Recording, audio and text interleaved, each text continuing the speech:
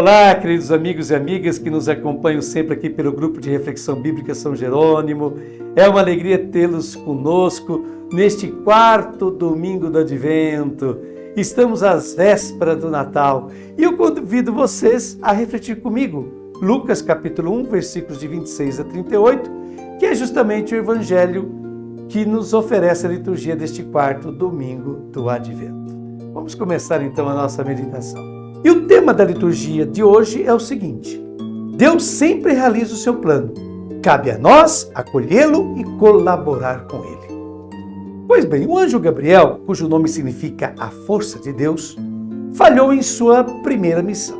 Ele havia sido enviado para a Judéia, região que leva o nome de Judá, primogenitor das 12 tribos de Israel. Ele foi enviado a Jerusalém, que é a cidade santa, e na cidade santa ele foi enviado ao templo, o lugar mais sagrado.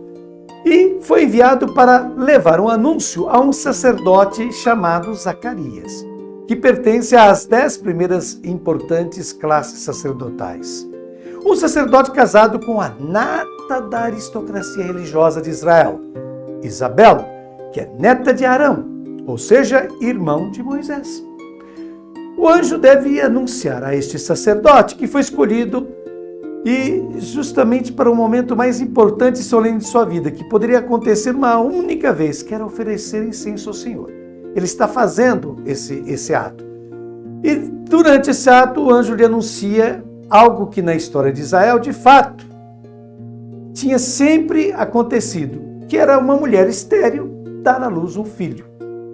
E é precisamente no livro do Gênesis que quando há este anúncio a Abraão e Sara, o Senhor diz: existe alguma coisa impossível ao Senhor? Está lá em Gênesis 18, 14. Então Zacarias, que era sacerdote, tinha que saber.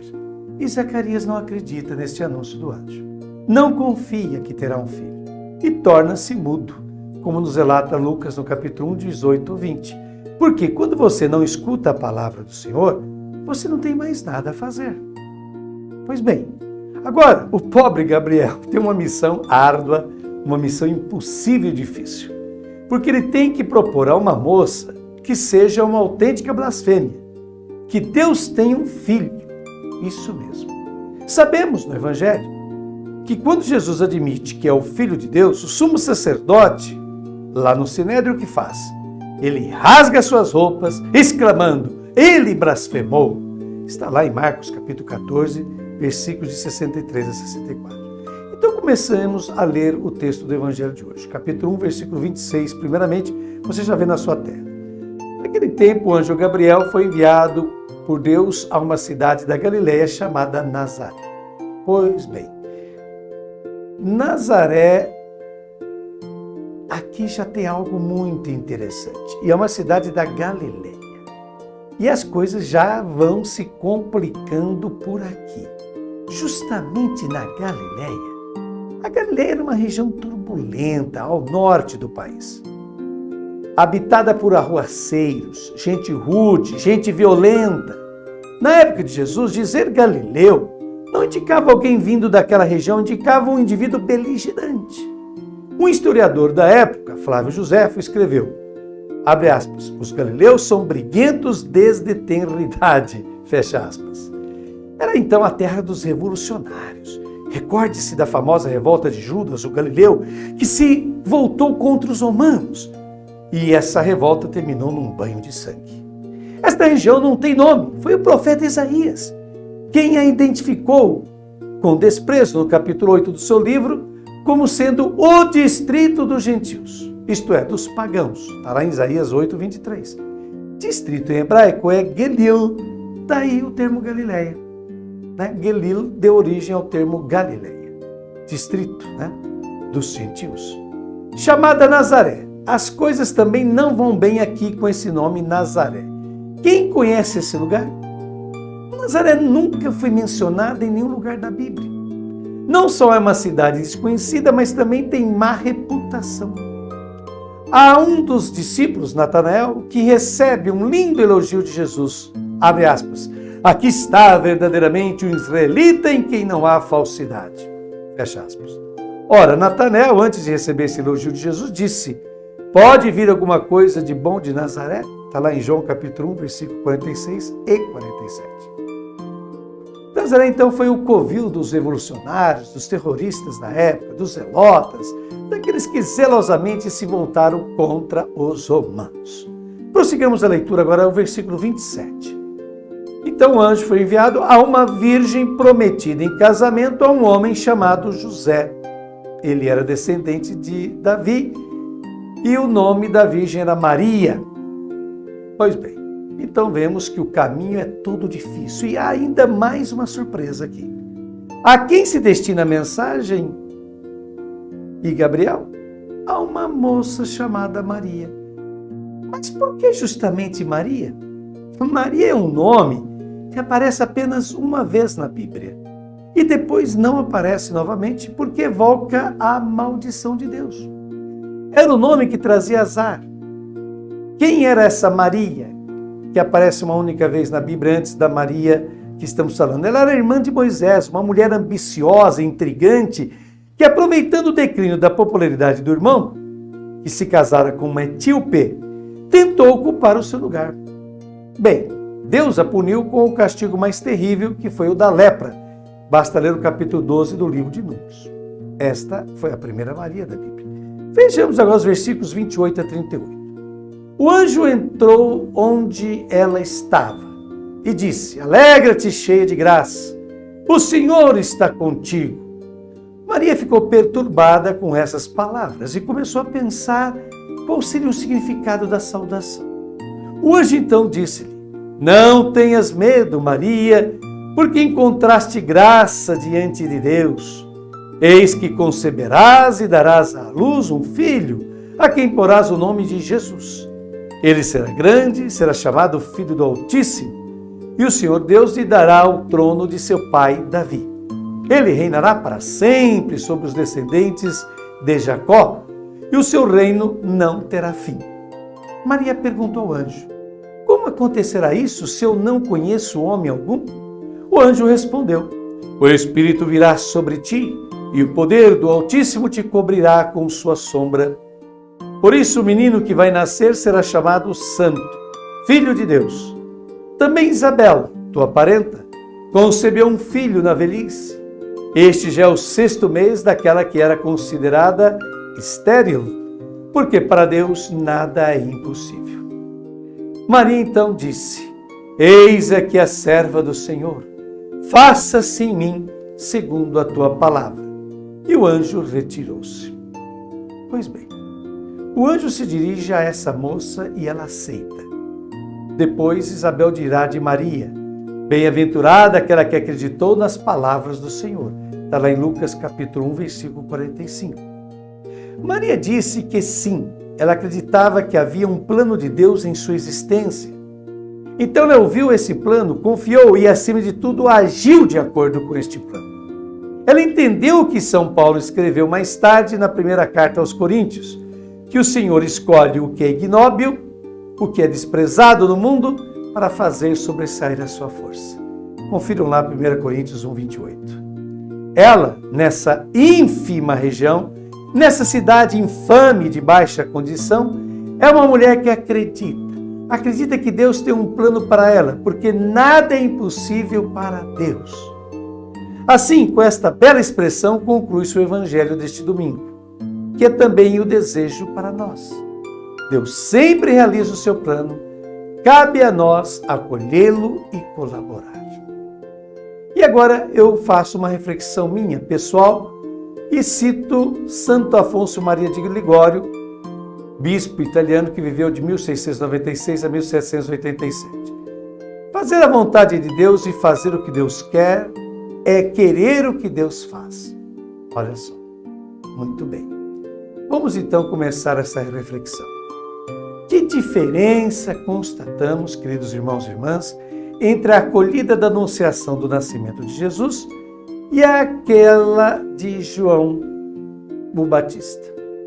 Entre a incredulidade de Zacarias, pai de João, e a fé e confiança de Maria, mãe de Jesus. Há uma diferença imensa. No entanto, a fé não brota das provas, das confirmações, da realidade segura, A fé brota do que é incerto, do caótico, do impossível. Maria é um exemplo vivo disso, pois sua fé está na palavra de Deus, que é tudo para ela. Abre aspas. Eis aqui a serva do Senhor, faça-se em mim segundo a tua palavra, como está em Lucas 1,38, que lemos agora há pouco. Mas qual é a palavra a qual Maria consente? O mensageiro de Deus, que na Bíblia é sempre o próprio Deus, é o portador dessas preciosas palavras ditas a Maria. Vejamos o sentido de algumas delas, as mais enfáticas. Primeira, alegra-te, cheia de graça. Deus se manifesta para trazer alegria genuína aos seres humanos. Será que as nossas comunidades hoje experimentam essa alegria que é trazida pela boa nova de Jesus? Ou estamos por demais contagiados pelo pessimismo, pelo derrotismo, pela falta de esperança? Recuperar a alegria do Evangelho e a paz que Jesus nos deixou de herança são atitudes urgentes nos tempos de hoje. Somente assim as nossas comunidades se converterão em espaços de amizade, fraternidade, entreajuda e comunhão. Segunda palavra do anjo, o Senhor está contigo. É fundamental não apenas dizer que Deus está conosco, mas sentir concretamente essa presença na vida da igreja e de cada um de nós. Afinal, Jesus nos garantiu, abre aspas, não vos deixarei órfãos, venham a vós, como está lá em João capítulo 14, versículo 18. Jesus é sempre o nosso bom pastor, está nos buscando em continuidade. Com Ele, tudo é possível. É nisso que precisamos crer, do contrário, seremos um grupo sem expressão neste mundo. Terceira palavra enfática do anjo. Não tenhas medo, Maria. Ora, vivemos em tempos de medo. Medo do futuro, medo de certos avanços tecnológicos, medo das mudanças climáticas, medo da falta de trabalho, medo de epidemias mortais, medo de uma grande e definitiva guerra mundial, medo de tudo e de todos. O medo, porém, nos prejudica muitíssimo. De um lado, ele nos paralisa, nos impede de ser criativos e darmos respostas novas ao novo que aí está. Ou seja, de termos esperança. De outro lado, o medo nos faz querer conservar um passado que não volta mais.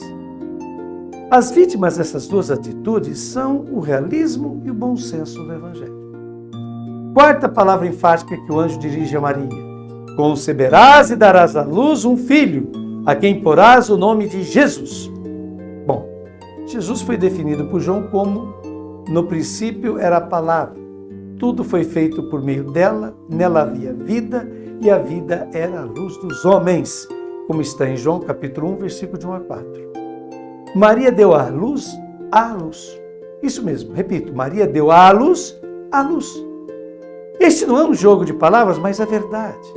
A missão de Maria passa a ser a nossa também, isto é, dar luz em meio às trevas deste mundo.